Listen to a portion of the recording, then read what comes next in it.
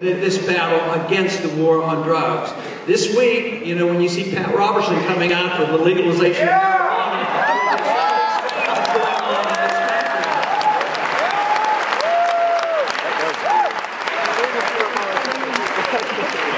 but it's this whole idea of personal choice about what we do with our personal lives. We understand we have personal choices in our religious or spiritual life and our intellectual life. But for some reason, for 100 years or so, we have decided that people, you and I, we don't have the sense on what to do with our own bodies. And I would think that, you know, our spiritual lives and our intellectual lives are probably, you know, much more important than what we put into our bodies. And just think of the damage done by ill-advised religious beliefs and ill-advised intellectual beliefs. That can kill a lot of people.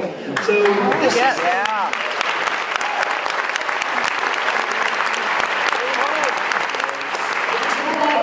The government's going to protect us against ourselves is really, if that's not reversed, it's the end of individual liberty, because you cannot have the government protecting us against ourselves on everything we do without them becoming an authoritarian government and destroying our personal liberty. So that has to be challenged.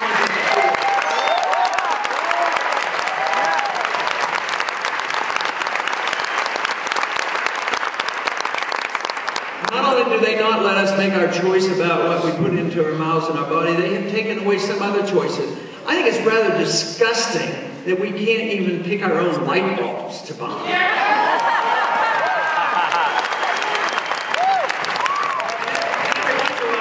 There are economic advantages to the companies who want to throw out all the old light bulbs and make us buy all the new light bulbs. So there's always a special interest. Once you get government big and there's an entitlement system and influence, believe me, the special interests go and money talks, and that's where we are today. The unfortunate part is the individual, the person who wants it. I just want to be left alone. You know, I just want to have my... It isn't the wars that are going on and the killing and the bankruptcy. It's who pays for the birth control pills. I would think, why wouldn't the logical answer be, but you know, logic in Washington doesn't sell that all that well. But why shouldn't the logic be, well, whoever wants the birth control pills, why don't they go buy them? Exactly!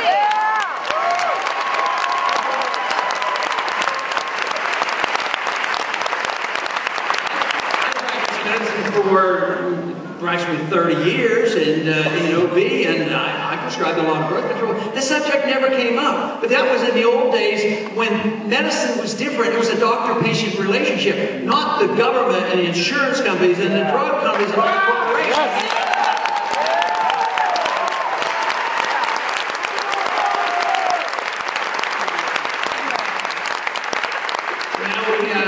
We have corporate medicine, and a lot of people complain about it, and the biggest complaint, it costs too much. Well, sure, it costs too much because most of the corporations are making the money, and the doctor and patients don't, you know, have an ability to work together and with each other. So government medicine is not good for us. It's a very bad medicine, and one thing for certain, it'll push the costs up. And that's the biggest problem in this country, is the cost of medicine. And whether it's Republican or Democrats, they get in and they pass more bills. I mean, the Republicans had prescription drug programs, and now we have Obamacare. And believe me, the quality of care is not going up, but I can guarantee you the price is going to keep going up. There will be more rationing. Once you start rationing, you have shortages, and we're already seeing that. That's what's happened in every socialized system of medicine. You have shortages, then you have underground economies, and the whole works. Freedom is what we need. We need to have more confidence. We need to have an understanding how the free market works, whether you're delivering cell phones or whether you're delivering medical care or whatever. Freedom works much better than the government bureaucracies do. Are not protected, even though the founders did their very best. Came out on the legislation that was signed into law on January 1st. You know, the National Defense Authorization Act. Here's a bill that so many of you already know about it, but I know you didn't hear about it on the evening news because they don't talk about it. It wasn't even talked about in the debates. The other three candidates think it's a grand idea. And this means that the military can arrest American citizens without charges, without permitting them to have an attorney, without a trial, put in a secret prison indefinitely. And that is now the law of the the Congress is delivering it to them on a platter. If we're to have a republic, believe me, it's not going to happen if we allow laws like that on the books as well as the Patriot Act. Those laws need to be removed. We need to defend our liberty.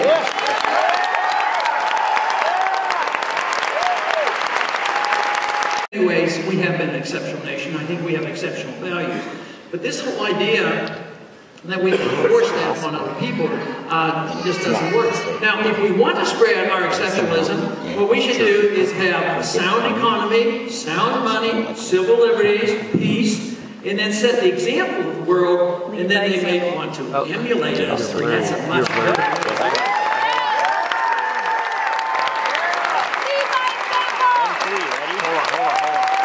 Liberty produced the freest and the most prosperous society. I believe it's deeply threatened. I think our middle class is getting smaller and we are less wealthy. And we have to make a decision, you know, on what we're going to do. Are we going to continue with the status quo and send people to Washington that's going to continue the same policy? Or are we going to send only people that will challenge foreign policy, civil liberties, challenge the Federal Reserve, challenge the budgetary spending, and this whole principle, and make sure we live within the law, live within the Constitution. So this is what is necessary. But we had the best experiment. And yet we're not doing that anymore. I mean, we're losing this. And I think what happened was freedom did create tremendous prosperity. And we as a people enjoyed it, but we concentrated on prosperity and material things, and it invited those individuals who would use government to make sure that they had access to this wealth and use force to redistribute the wealth. The entitlement system set up for the poor, except the entitlement system ended up helping the wealthy. You certainly could see that in the housing bubble. So we did that, but we forgot about freedom. We forgot about the principles. We forgot about what the revolution was all about. We forgot our Constitution. And now we're a debtor nation. We don't produce wealth. The other day somebody said, well, okay, how about this program we have here? Would you agree that the government ought to pay for that program? I said, where does the government get any money? I said, you want to tell me that I'm supposed to go steal some money so that you can have your program? Government creates nothing. They're destructive. They should be constructive in protecting liberty, but once they get so involved, they are destructive to the productive people in this country, and that's where we are today. So we have to not concentrate on the material wealth, but if we concentrate on freedom, we will have material wealth. Yes.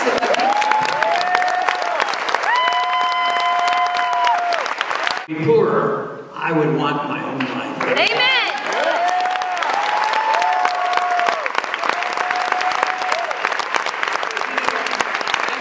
We don't have to make that choice. As a country, the freer we are, the wealthier we'll be. And the more you expect to get from a government in terms of material things, the less free we'll be. So we never have to make that choice. But we have lost our way. We've lost our confidence. We've lost this understanding. But right now, believe me, it's this whole idea, this whole concept of renewing the enthusiasm for liberty is coming alive. It's coming alive on the campuses. That is why I'm delighted to come to a campus and find so many young people.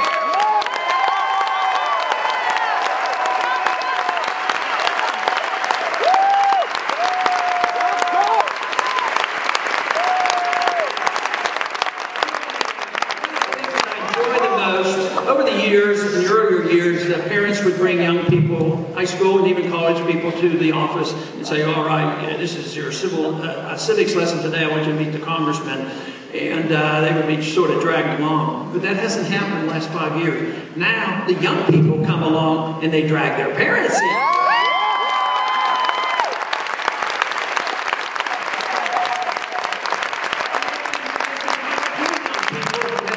Their parents, I think that's pretty neat. And I always thought, well, maybe the parents would be embarrassed, maybe they say, oh no. But the parents are delighted. They come in and they're all smiles. They say, that's wonderful. I am so glad my children are interested, and they have become interested. But there are a lot of others, not only the young people who have excited their parents and their grandparents, but we've also had a remnant in society. There always is a remnant. I think of Solzhenitsyn, who was part of the Russian remnant. He was a person that was born at the time of the Russian Revolution. But by the time the Soviet system collapsed, here he was well educated, he could speak English, he knew the classics, he knew something about freedom, in spite of the most totalitarian society ever. But there's always a remnant, a group of people who may be very quiet, they may be very unenthusiastic about the process because nothing ever seems changed, but they know what the truth is, they know what the principles are, and I think that group of people, those people that were the independents or the people that were undecided and just not paying attention or had dropped out, that group is alive and well, and it's coming together with the young people. There is a lot of enthusiasm.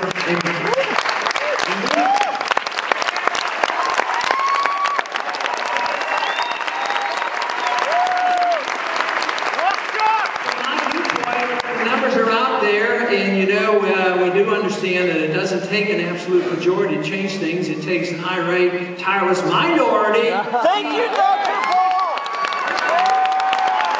Paul! And you're listening to J... See, I messed it up. I can talk for an hour. Hi, I'm Ron Paul, and I'm listening to KJHK. Thank you so much. Okay.